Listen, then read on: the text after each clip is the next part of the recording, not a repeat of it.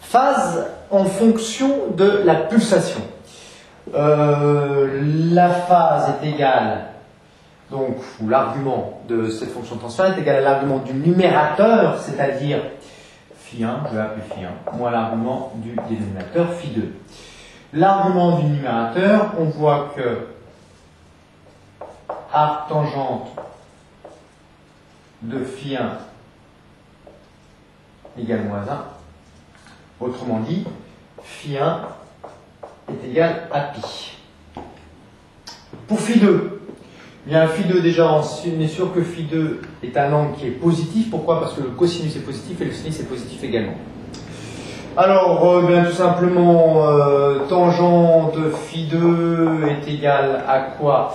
À la partie imaginaire sur la partie réelle, c'est-à-dire oméga sur oméga c. Autrement dit, phi2 est égal à arc tangente de oméga sur oméga c, ce qui nous donne donc phi est égal à pi moins arc tangente de oméga sur oméga c. On va voir les trois cas. Premier cas, oméga est très inférieur devant oméga c. À ce moment-là, phi tend vers quoi?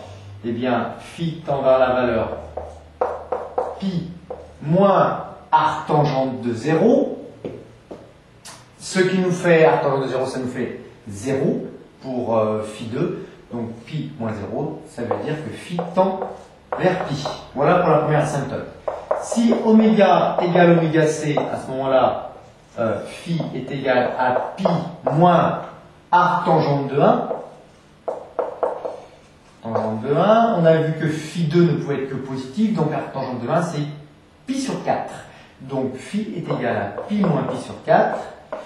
Pi moins pi sur 4, autrement dit, phi est égal à 4 pi sur 4, regardez la bonne astuce, moins pi sur 4, ce qui nous donne 3 pi sur 4. Dernier cas, eh bien, oméga est très très grand devant oméga c, et à ce moment-là, on va voir ce qui se passe. Phi tend vers quelle valeur à ce moment-là? Eh bien, pi moins arc tangente de quelque chose qui tend vers l'infini, hein, moins arc tangente de l'infini, plus l'infini, et bien arc tangente de plus l'infini, comme phi est compris entre 0 et pi sur 2, ça nous donne pi sur 2. Donc phi va tendre vers quoi? Vers pi sur 2. Voilà, on va pouvoir tracer maintenant phi en fonction de oméga. Alors, pour phi, qui est pour oméga pardon, très très inférieur à oméga c, ben, phi tend vers pi. Voilà, donc, voilà. On a cette première asymptote ici.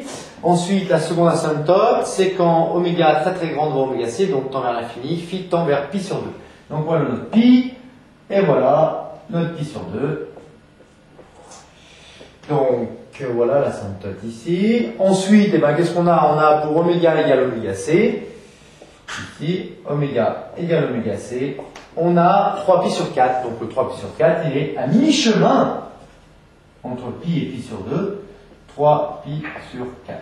Ça, c'est la valeur oméga égale oméga c. Autrement dit, l'allure de phi en fonction d'oméga à cette allure-là, bon, on va refaire parce que c'est moche là, voilà, à cette allure-là. Et voilà.